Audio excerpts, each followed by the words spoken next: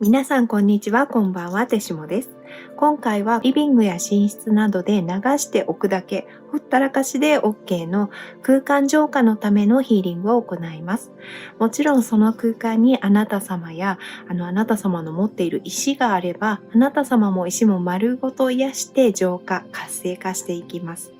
ちょっと少しだけこのヒーリングについての大切なコンセプトをお話しするので聞いてください。皆さん空間の浄化というと悪い気を退治するようなイメージもあるかもしれませんが、私はその考え方、そういう企画は行いません。そういう考え方を否定しているのではなくて、もちろんそれも一つの考え方で歴史と根拠のあるものだと思いますが、私にとってはすごく抵抗感があるやり方です。なぜかというと、例えば泥棒が多い治安の悪い地域に住んでいて、それから守るために家の塀を高くしてトゲも巻いてガードマンも雇ってって考えてみると、もうキリがないし、いつも自分を守ることだけを考えて神経質になってすれ違う人とか近づく人とか親しい人まで疑い始めて、少しの異物も受け付けないで縮こまって生活しなくてはならないかもしれないですよね。でもしかしてその中にはあなた様へ純粋な喜びや新しい発見、すごい大きな気づきを運んできてくれる人もいるかもしれないのに、もったいないって思うんですよね。なのでもったいないっていうか、あなた様が縮こまらなきゃいけないような状況を作りたくないって思うんですね。なので私はクリスタルたちと相談した上で、空間やあなた様を丸ごと波動を高く保つことによって、そもそもその波動にいられないような低いエネルギーを近づかないようにしたいと思いました。そして近づいてくることができたとしても無害化してしまうような場を作りたいと思いました。空間に鍵をかけるのではなく、あなた様が自己防衛に神経をすり減らすことなく、安心していられるような場所を作って、この部屋気持ちいいなって思っていただけたらいいなと思っています。で、ちょっと最近紹介したヒーリングが効果や意味を追求したものが多かったので、ここで一度息抜きのような理屈なしで清々しく癒されるヒーリングをしたいと思って企画しました。また、この場所やお部屋を浄化するヒーリングはかなり前にリクエストでいただいたものです。リクエストありがとうございました。お役に立てれば嬉しいです。まずこれからですね、このヒーリングの3つの使い方をざっとご紹介します。この3つですね。で、それぞれについて使い方を説明していきますので、気になる使い方の説明を見ていただいて、あとはタイムスタンプでヒーリング開始まで飛んでいただいても大丈夫です。使い方を間違ったら何か困ったことが起こるとか、そういうことはないので、リラックスして気楽に使ってください。まずはじめにちょっとこの浄化システムについて説明しますね。こちらはヒマラヤ水晶を1キロ敷き詰めています。そして5つのアポフィライト、こういう単結晶ですね。こちらを5つ配置してグリッドを作っています。このアポフィライトのグリッドは私のクリスタルヒーリングの先生の一人であるロバート・シモンズ氏が紹介しているエナジーグリッドというシステムを使っています。まず正方形の四隅にこの正方形ですね、アポフィライトを配置して中央に1つ配置します。こうやって配置するだけで上空の空気が変わったことがわかるので、最初は一人でヒャーって声が出ました。本当に冷たい感じなんですね。清まって冷えたようなアポフィライト特有の清らかな水や自然の中の本当に綺麗な空気を感じたんですね。で、これは霊気を使ってエネルギーをこの場に流すテストをしてみて分かったことなんですが、私の部屋でも他の場所でも天井に穴が開いて高次元とつながった様子がビジョンとして見えました。そしてこちらのセレスタイトも空間浄化にとても適していて、特に寝室に置くと眠れるっていう噂だったので、こちらもシステムの中に入れてみました。それではそれぞれの使い方について説明します。まず一つ目は空間、場所の浄化です。場所はどこでも大丈夫で、例えばリビングとか寝室、お風呂場とかそういう空間ですね。またいつもあなた様が作業をしたりしている机があって、て、そこをもっと集中できるようにしたいとか浄化したい、整えたいとかそういう使い方でも大丈夫です。この場合、できればそのお部屋やその場所の中央に画面を置いてください。例えば中央に動かせないものがあって置けない場合は、なるべく中央に近い場所や空間があるところに置いてください。ここはできたら中央に置くぐらいの感じで神経質にならなくて大丈夫です。あと会社とか家以外で使う場合、音を出さないで画面を真っ暗にして行っても大丈夫です。その空間の中にヒーリングに同意してない人がいる場合は、その人に対するヒーリング効果はないと思ってください。ヒーリングを受けた方からのご報告で、ヒーリングをしていることを知らないお子様に肯定反応が出たということもあったので、正直影響がゼロではないんですが、例えばあなた様が勝手にあの人を浄化してあげたいと思って他人にヒーリングをしてあげることはできません。これはおそらくこのチャンネルにたどり着いてくださった方は、皆さん本当に私よりずっとスピリチュアル的に開いている方々なので、理解されていると思うんですが、変えられるのは自分だけという原則は覚えておいてください。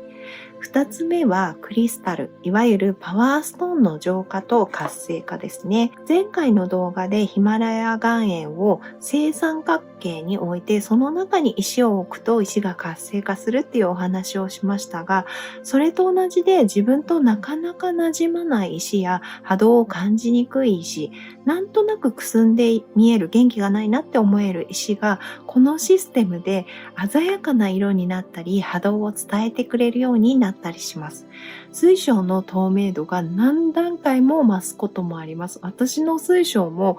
最初これってもともとちょっとなんて言うんだろうな、マットな質感の石なのかなって思ってたものが、めちゃくちゃ透明になった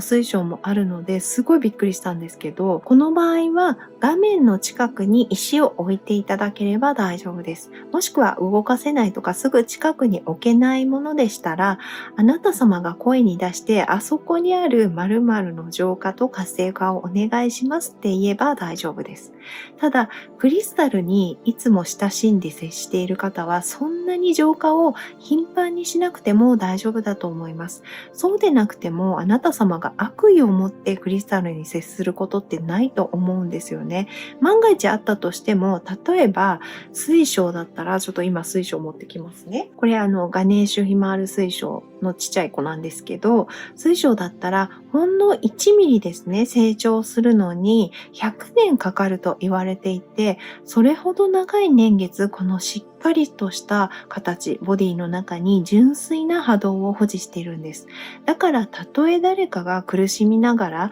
握っていたとして、それってこの水晶にとって1ミクロン分の時間にも満たないですし、そもそもクリスタルにとっては善と悪っていう二極化した考え方さえも存在してないんですね。ただ私たちの波動と共鳴して自然や地球、私たちも自然の一部ですよね。で、あと宇宙のように調和した状態に導いてくれる性質があるだけなんですね。だから石を怖いものと思わないで、そんなに使ってないのに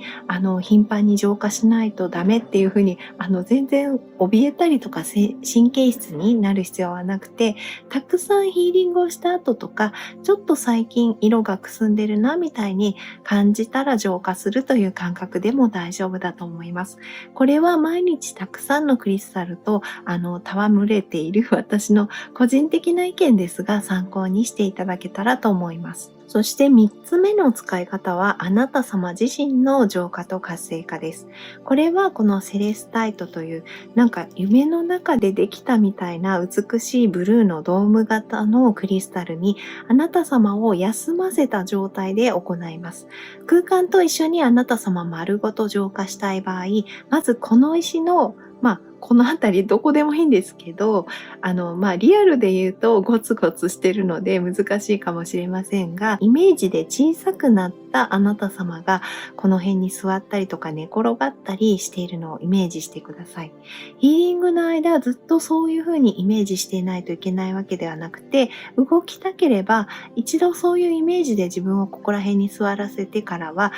リラックスしていれば他のことをしても大丈夫です。今回はいつもみたいなボディレイアウト、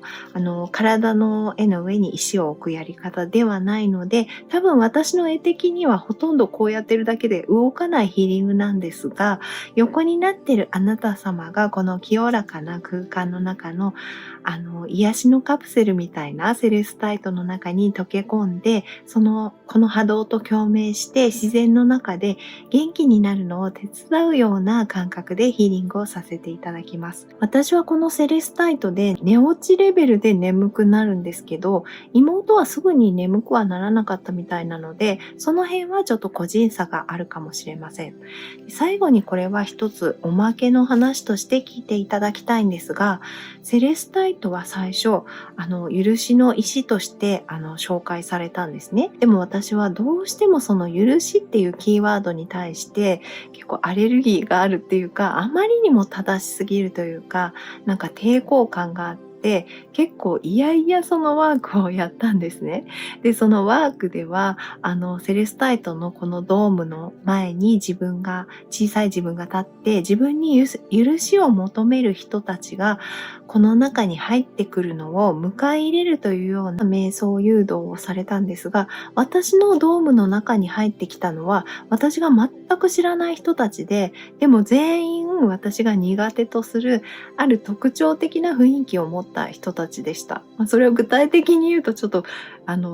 角が立ちそうなので言わないんですけど、その人たちが入ってくるのもすごい嫌だったんですね。でも仕方なく見てると、その人たちは入ってきた時、杖をつくぐらいめちゃくちゃ弱ってて疲れてたのに、セレスタイトの中でしばらく休んだら、勝手にその人たち同士で宴会を始めちゃって、でだんだん元気になって、最後ピンピンに元気になって、若々しくなって出ていったんですね。でそれで私にとってはこれはもう許しの石ではなくて、しばらく中にいると元気にしてくれる石っていうイメージができたんです。でも根本には苦手な人たちを自分のセレスタイトの中に入れて元気になるのを嫌々ながらも見守ったので、ある意味許しに通じるエネルギーがあるんですよね。だから元気になる空間っていうのは受け入れる精神があるところにできるっていうことを、このセレスタイトが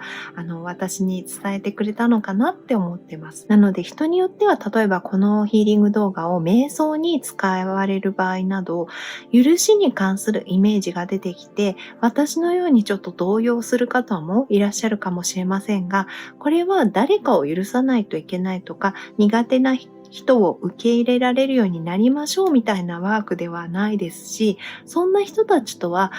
私個人的にはですね、距離をとっていれば忘れるかもしれないし、もしくはいつか適切なタイミングが来たらなるようになるっていうふうに思ってるんですけど、なのでプレッシャーに感じないでください。ただ許しに関する事柄がヒーリング中もしも出てきたら、必ずあなた様の心に後々余裕となって帰ってきて、自分が精神的に成長して楽になったことを感じられると思いますので、万が一そういうイメージが出てきた方は、そのイメージを見守って受け取ってみていただけたらと思います。このヒーリングは私が管になり、純粋に宇宙からの高次元のエネルギーを流してクリスタルの波動をお届けするもので、私の気や念などが反映されることはありませんし、技術的にもできません。霊能力や宗教とも関係ありません。あなた様や対象の場所に合わせて最善の状態に調整されますので、リラックスして受けてください。特に集中する必要はなくて、他のことをしていたり、リラックスして寝ていても大丈夫ですし、瞑想などの BGM としてもおすすめです。また、いただいているコメント一つ一つが本当に参考になっており、日々気づかされることばっかりで、本当に動画作りにとっても役立ってます。ありがとうございます。体験したこと事や感想や眠くなったなど、どんなことでも気軽に話せる世界にしていきたいので、気が向いたらコメントをいただけると嬉しいです。それではヒーリングを始めます。